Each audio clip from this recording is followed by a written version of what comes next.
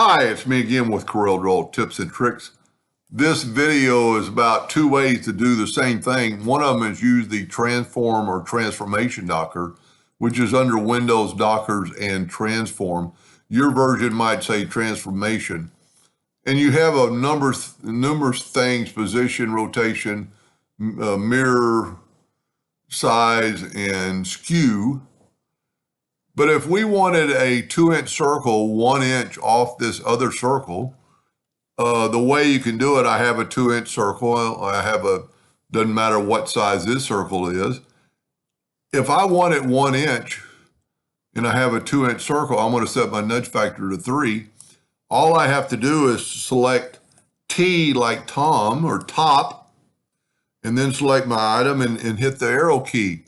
That way I have that item that far off. Now, if I want to duplicate that, I can go Control D and then put the center rotation in the center, and I can actually rotate it 20 degrees and then just keep hitting Control D all the way around.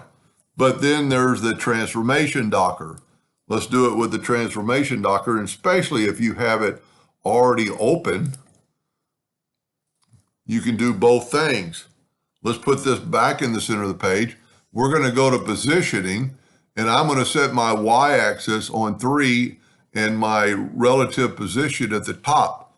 Now I'm going to select just I'm going to select both my circles and hit T, and then I'm going to select that one, and I'm going to have it jump 3 inches on the y-axis to the top. Now, if we put it to the bottom,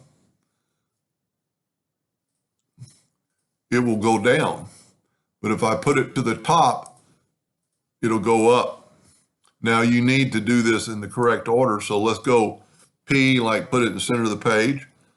Select T to put it on top. Select our item and go, actually 3 inches. See, it's telling us 2 because our item is 2, but we want to go 3 to give us that 1 inch gap. So we've already got the Docker open. We need to move this to the center location, the rotation, and just go here and go 20 degrees times 17. We need 18, but there's already 1. Whenever Corel says copy, you always want 1 less. So just with a few clicks of the mouse, you can rotate things and position them with the Transform or Transformation Docker. I hope that helps somebody a little bit. Thank you for watching.